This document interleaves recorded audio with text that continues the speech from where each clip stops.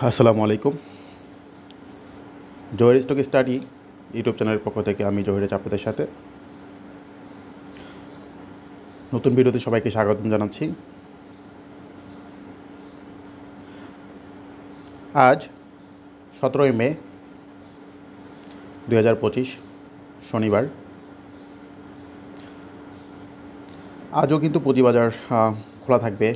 এখন সময় অলমোস্ট 7:30, সকাল 7:30 বাজে। তো আজকেও কিন্তু পুঁজিবাজার খোলা থাকবে, যেহেতু ঈদে ছুটি একটু বেশি, 10 দিন ছুটি। তো আজকে শনিবার এবং আগামী শনিবার এই 2 দিন পুঁজিবাজার খোলা থাকবে। ওকে, এখন অনেক দিন ভিডিও দেওয়া হয় না, তো অনেকে বলে থাকেন আমি ভালো সময় হলে ভিডিও দিই, খারাপ সময় হলে ভিডিও দিই না। আসলে এখানে ভালো খারাপের কোনো ইস্যু না। ইস্যুটা হচ্ছে সময় বের করা, আগের মতো সময় বের করতে পারি না,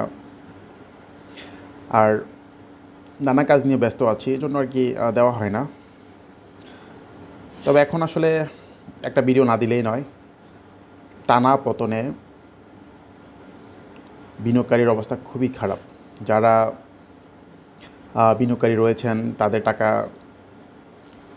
3 ভাগের 1 ভাগ হয়ে গেছে, অনেকের অর্ধেক হয়ে গিয়েছে। তারপর যারা হাউসে জব করেন তাদেরও জব এখন হুমকির মুখে, বিকজ টানা পতনে ওদের ব্যবসাপাতি হচ্ছে না। সব কিছু মিলিয়ে শেয়ার বাজার রিলেটেড যারা আছে, বিভিন্ন হাউস, মেম্বার হাউস, তাদের অবস্থা খুবই খারাপ। সো গত 15 বছরে আমরা অনেকটাই খারাপ দেখেছি। তো হয়তো আশা করেছিলাম এরপরে ভালো হয়ে যাবে, বরং উল্টোটা হলো। যাই হোক, আল্লাহ ভালো জানে কবে ভালো হবে, কবে থেকে আমরা শেয়ার বাজার ভালো হতে দেখব। তো এখন পর্যন্ত কোনো হোপ দেখছি না। আমরা যদি একটু ডিএসসি চার্টে যাই, দেখেন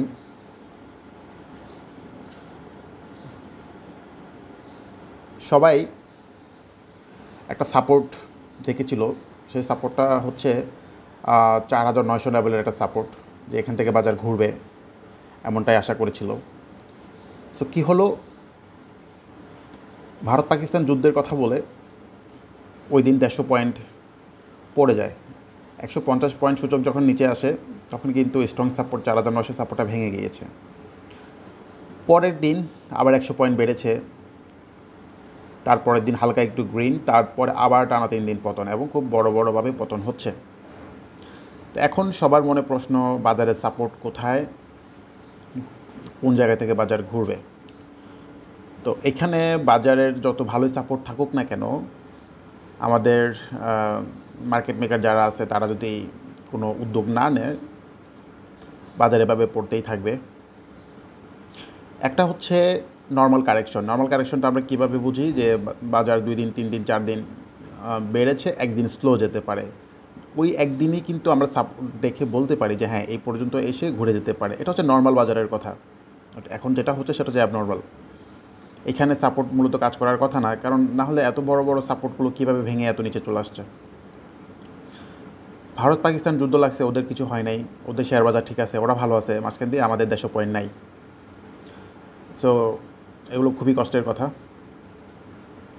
আসেন এখন আমরা একটু বাজারে সাপোর্ট দেখি, যে আসলে এই সাপোর্টগুলো থেকে ঘুরতে পারে কি না। সবচেয়ে বড় কথা হচ্ছে বাজার সূচক লাস্ট ডে গত বৃহস্পতিবার যেখানে ক্লোজ হয়েছে সেটা হচ্ছে 4781। সো দেখেন এই যে এখানে খেয়াল করেন, গত 1 নভেম্বর 2020 ওই দিনও কিন্তু বাজার এই ইয়াতে ছিল, এই সাপোর্টে ছিল, এই লো ছিল 4780-র আশেপাশে। তো দ্যাট মিন এখানে একটা সাপোর্ট আমরা পেয়েছি। 2020 সালের এই যে এখানে দেখেন 2020 সালের 1 নভেম্বর 2020 সালের 1 নভেম্বর বাজার কিন্তু এই লেভেলে ছিল। এখান থেকে তারপর বাজার ঘুরেছে। এখন ধরে নিলাম এই সাপোর্টটাও কি ভেঙে গেল, তাহলে এরপরে সাপোর্ট কোথায়? অনেকেই ওই সাপোর্টটা ধরে বসে রয়েছেন। সেটা হচ্ছে দেখেন, এই একদম ক্লিয়ারলি দেখা যাচ্ছে, সেটা হচ্ছে এইটা 4000-এর আশেপাশে। দ্যাট মিন 3980 বা 3985, আমি ধরে নিলাম 4000-এর আশেপাশে।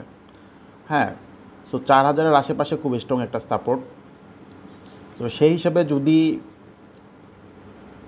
আজকে বাজার পড়ে যায় তাহলে কিন্তু মোটামুটি এখান থেকে আরও 700 থেকে 800 কারেকশন করতে পারে, সাপোর্ট অনুযায়ী বললাম, আবার নাও পারে।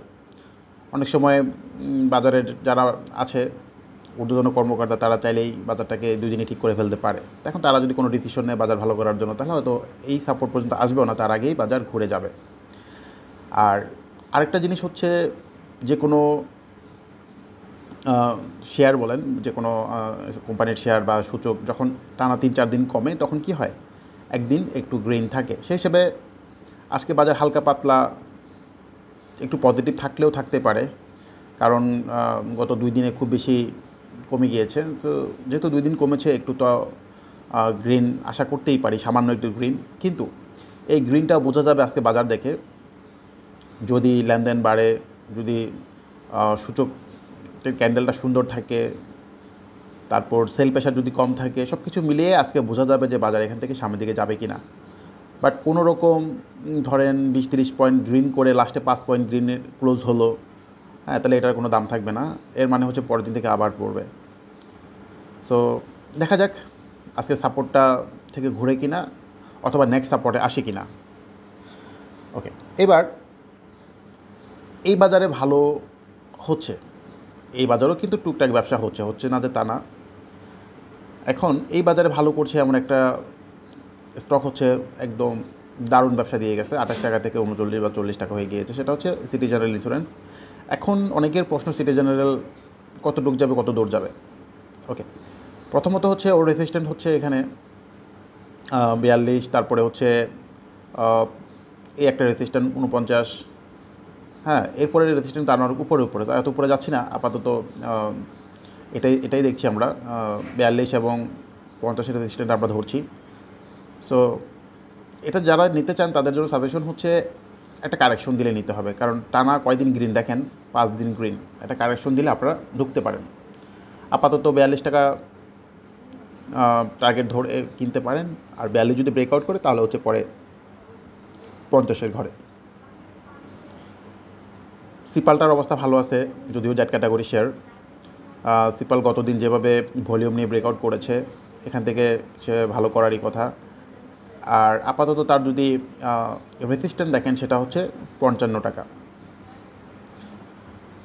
এরপর আসলে আলোচনা করার মতো তেমন কিছু নেই, তবে হ্যাঁ, এটা আমার কাছে একটু ভালো লাগা শুরু হয়েছে, সেটা হচ্ছে নামানা সিএনজি। দেখেন এত বটমে এসেছে এবং এই বটম থেকে ভলিউম নিয়ে ঘুরছে। সো এটা যদি কেউ কিনে রাখতে পারেন, এখান থেকে 2-3 টাকা গ্যাপ পাওয়া যেতে পারে, একটু সময় দিতে পারা হবে।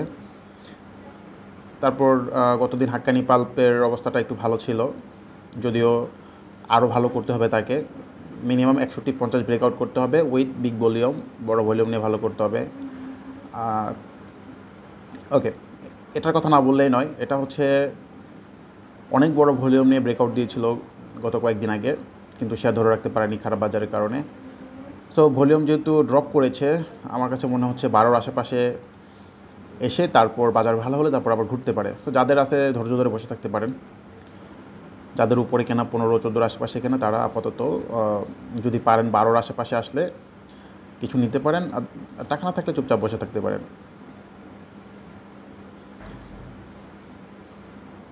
ওকে, এবার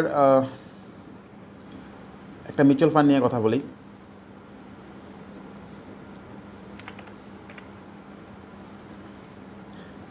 এই মিউচুয়াল ফান্ডটা দেখেন খুব সুন্দর করে আগাচ্ছে। এখন তাকে যেটা করতে হবে, গত 2 দিনও ভলিউম ভালো পেয়েছে, এই খারাপ বাজারেও সে কি পতন হয়নি।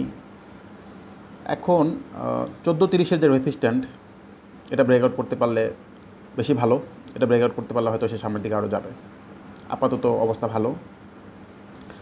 আর কেউ যদি ব্যাংক ইনভেস্ট করতে চান, তাদের জন্য একটা হচ্ছে উত্তরা ব্যাংক, ডিভিডেন্ড ভালো, ডিভিডেন্ড অ্যাডজাস্টমেন্ট হয়ে গিয়েছে, সবই ঠিক আছে। এখন জাস্ট 20-এর আশেপাশে কিনে বসে থাকলে, সময় দিতে পারলে কিন্তু আপনারা 24-25 টাকা সেল করতে পারবেন। হ্যাঁ, এটা স্লোলি বাড়বে এবং ভালো অবস্থায় আছে, সময় দিতে হবে, কিনে বসে থাকতে হবে। যাই হোক, এই বাজারে বিজনেস করাটা অনেক টাফ হয়ে গিয়েছে, কারণ আপনি যা কিনবেন তাই কমে যাচ্ছে।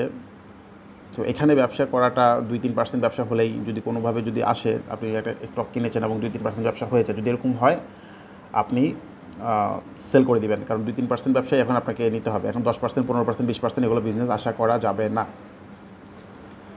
যাই হোক, আজকের মতো এখানে শেষ করছি। চেষ্টা করবো রেগুলার ভিডিও দেওয়ার জন্য।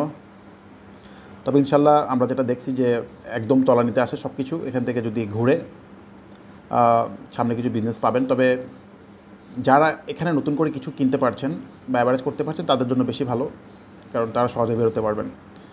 অনেকের আছে অনেক উপরে কেনা, ধরেন 20 টাকার একটা শেয়ার দাম চলে আসছে এখন 10 টাকা। তো বাজার ভালো গেলে সে কী করবে, 10 টাকা থেকে সর্বোচ্চ 15 থেকে 16 টাকা যাবে, এরপর আবার কমা শুরু হবে। তো যারা 20 টাকায় কিনেছে তারা আটকে রইল। এখন যারা 10 টাকা করে অ্যাভারেজ করতে পারলে ইজিলি বের হতে পারবেন আপনারা, অথবা 10 টাকা করে যারা এখন কিনছে, যারা 2 দিন আগে পরে ঠিকই ভালো লাভ নিয়ে বের হতে পারবে। ভালো থাকবেন, আল্লাহ হাফেজ, আসসালামু আলাইকুম।